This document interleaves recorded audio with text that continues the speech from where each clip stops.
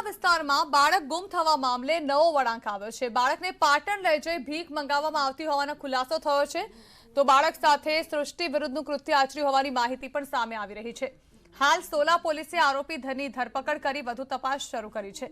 Police ગિરફ્તમાં રહેલો નરાધમ ભરતે પોતાના દીકરા જેટલી ઉંમરના બાળક સાથે સૃષ્ટિ વિરુદ્ધનું કૃત્ય આચર્યું હતું। ઘટનાની વિગતવાર વાત કરીએ તો સોલા વિસ્તારમાં રહેતા શ્રમજીવી પરિવારનો 12 વર્ષનો શગીર 14મી ડિસેમ્બરના રોજ ગુમ થઈ ગયો હતો। પોલીસ તપાસમાં બહાર આવ્યું કે આરોપી ભરત મૂળ પાટણનો રહેવાસી છે, પણ હેબતપુર ઝૂંપડામાં રહી છૂટક મજૂરી કરતો હતો।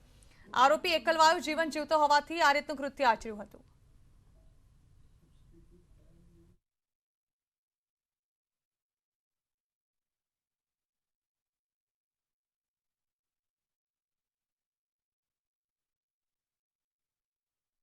પણ આરોપીએ લાલચ આપી અને હું તને નાસ્તો કરાવીશ, ત્યાર પછી કે પાટણ આપણે ફરવા જશું, આવી બધી લાલચ આપી બાળકને પોતાની સાથે રાખેલું।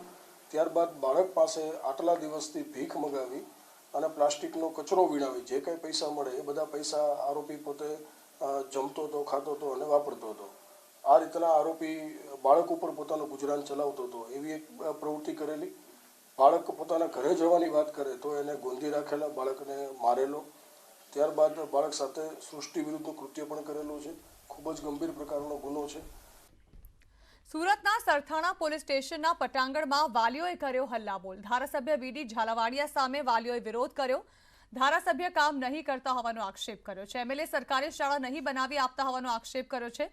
ખાનગી શાળામાંથી ધારાસભ્યને ફંડ મળે છે, સરકારી શાળામાં ઓરડા વધારવાની માંગ કરી તેઓ વિરોધ કરી રહ્યા છે। ધારાસભ્યના ડ્રાઈવર પર દુર્વ્યવહાર કર્યા હોવાનો આક્ષેપ પણ લગાવ્યો છે।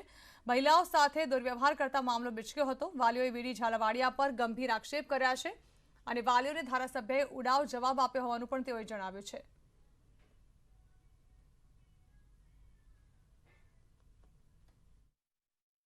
અમે 31 તારીખના રોજ ધારાસભ્ય પાસે રજૂઆત કરવા ગયા હતા। 100 જેટલા વાલીઓ અમે ત્યાં રજૂઆત કરવા ગયા હતા કે ભાઈ અમારા બાળકોને નવી શાળા બનાવી આપો, અથવા તો નવી શાળા ન બને ત્યાં સુધી અમારા બાળકોને બેસવાની જગ્યા કરી આપો, બરાબર। તો ધારાસભ્યએ એવું કીધું કે એ મારી જવાબદારી નથી, એમ 200 છોકરાની લિમિટ છે ને તમે 700 છોકરા ભરી દીધા તો એ બધું મારી જવાબદારીમાં નથી આવતું। 700 છોકરા તો શું, પણ 2500 છોકરા થાય ને તો એ જવાબદારી સરકારની જ હોય છે, કેમ કે અત્યારે કોઈ વાલી પાસે પૈસા નથી કે પ્રાઇવેટ શાળામાં બેસાડે એમ। એટલે જ્યારે એને એવો જવાબ આપ્યો ને કે મારી જવાબદારી નથી, એટલે બધા વાલીઓ ઉશ્કેરાયા અને પછી એના ડ્રાઈવરે એવું કીધું કે આ ચાર્જિંગ કરીને આવ્યા છે એમ, ચાર્જ થઈને આવ્યા છે એમ। એટલે અમે શું લેડીઝોને એવું કીધું કે દારૂ પીને આવ્યા છે એમ, એટલે અમે શું એવું એનું દારૂ પીને અમે એવા લાગતા હતા, અમે કીધું એને અમે અમારા રિપોર્ટ કરી લ્યો એમ। તો ઝાલાવાડિયા સાહેબને એવું થવું જોઈએ કે આપણે એમાં ધ્યાન આપવું જોઈએ। સતત અમે મહેનત કરીએ છીએ, છેલ્લા 4 વર્ષથી અમે મહેનત કરીએ છીએ। ડેપ્યુટી કલેક્ટર મેડમ આવી ગયા છે કેટલી વખત, એ લોકો રજા આપે છે, શિક્ષણ અધિકારી પાસે ગયા હતા, એ લોકો કહે છે, પણ અહીંયાથી અમારું ઝાલાવાડિયા સાહેબ પાસેથી અમારું કામ અટકી જાય છે। તો અમારી ખાસ એને નમ્ર અપીલ છે કે વહેલામાં વહેલી તકે અમારું કામ કરે। જે અમારા સેન્ટરમાં બધી મોટી સ્કૂલો છે એના હિસાબે એ લોકો અટકી જાય છે।